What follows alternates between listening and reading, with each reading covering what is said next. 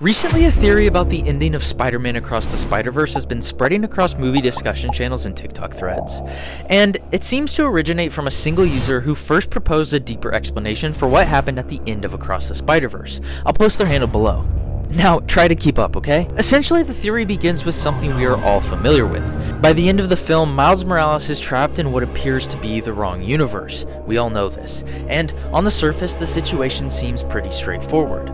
The Go-Home machine, which is a one-way dimensional travel device in Spider-Man Across the Spider-Verse, used by the Spider Society of Earth 928 to send displaced anomalies or other spider people or villains back to their home universes, misidentifies Miles and sends him to Earth 42, the dimension where the spider that bit him originally came from. You may have known this, you may have not, but essentially that is what happened, or at least we thought until now. But the movie's own rules suggest that something far more significant has happened, because Earth 42 is not simply another universe within the Spider-Verse. It could likely exist outside the network entirely. Now, to understand what I mean by network, it requires looking closely at how the Spider-Verse itself is structured. Throughout the films, the multiverse is constantly depicted using one visual framework: a web.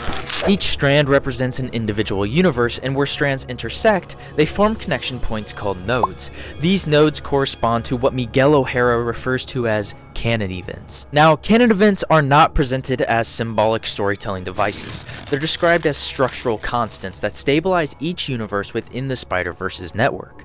Examples of these canon events would include reoccurring moments such as the loss of a mentor for some Spider-Men, or as we see for Miles, the death of his father. These events are shown to anchor universes to the larger web. However, when a canon event is disrupted, the consequences are immediate and catastrophic. We see this in the movie when Miguel shows us a universe collapsing after its canon was altered. In the movie, we can see how the world begins to break apart, disintegrate, and in the end, cease to exist. And if we pull all of this information together, we can establish one clear rule. The Spider-Verse is not simply a collection of alternate realities, held together by shared structural events. Which again, I know this may be obvious to some of you, but I'm not done explaining just yet. So we know that every universe within the Spider-Verse is visually linked to what I will call the web. We also know that the connections are not random, and rather pathways that allow travel between worlds. And the Spider Society's watches function by navigating these connections. But the catch is that they do not allow unrestricted dimensional travel. They can only operate along these existing lines in the network or the web. Are you starting to realize what I'm getting at here? This means that mobility within the Spider-Verse depends entirely on whether a universe is connected to the web. If a universe is not connected, it cannot be accessed using the standard system. Earth 42 is the only world in the film that lacks the defining characteristics of a connected universe. 1. There is no Spider-Man. 2. There are no canon events. And 3. The biggest detail of all, there are no visible strands linking it to the multiversal web. The absence of Spider-Man is especially significant because Spider People serve as the focal points of canon events. Their experiences generate the structural nodes that anchor universes within the network. Without a Spider-Man, there is no mechanism for establishing canon events.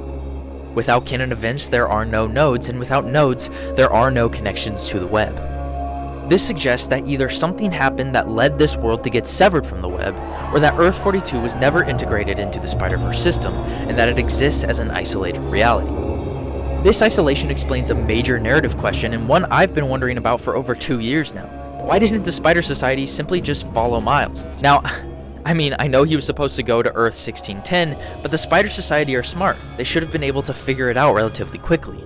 This leads back to how the watches work and how the Spider People use them, because again, they're designed to move along established connections between universes.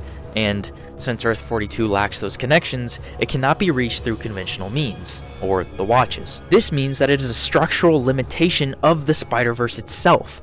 To reach Earth 42, they would need to travel beyond the web's boundaries, something the current technology does not allow. So this means that Miles' presence on Earth 42 is a result of a different system entirely. The Go-Home machine does not rely on web connections. What it does is that it just essentially identifies the dimensional origin of a person based on their biological signature. In Miles' case, his spider DNA originated from a spider that came from Earth 42, and although Miles was born in another universe, his powers are genetically linked to that world. When the machine scanned him, it identified Earth 42 as the origin point of his spider DNA and sent him there. This mechanism bypassed the web entirely. It basically allowed Miles to reach a universe that is otherwise inaccessible. And like we mentioned before, this structural distinction reinforces one of the film's central themes. Miles is constantly described as an anomaly. I mean, ever since the first movie, this has been the case. He does not fit the established patterns that define the other Spider-Man. His displacement into Earth-42 reflects this because he's not just different within the system, he exists outside of the structure that we've been talking about and that has been defined for 2 whole movies. The isolation of Earth-42 fundamentally changes the stakes for the upcoming story, which means that rescuing or finding Miles or whatever the Spider Society wants to do will not be a matter of traveling between these connected universes. It's going to take discovering a method of reaching a reality that lies beyond the Spider-Verse's network.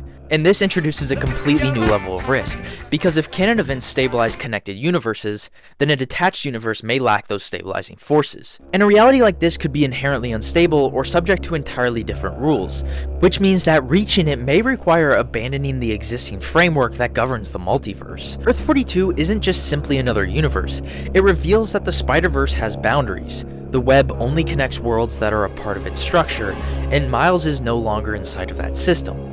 He's somewhere that the web can't reach, which means that bringing him back won't require navigating the multiverse, it will require going beyond the Spider-Verse itself. Thank you all so much for watching to the end of this video. It would mean a lot if you would subscribe. Of course, give the original creator some love. And with that, have an amazing day.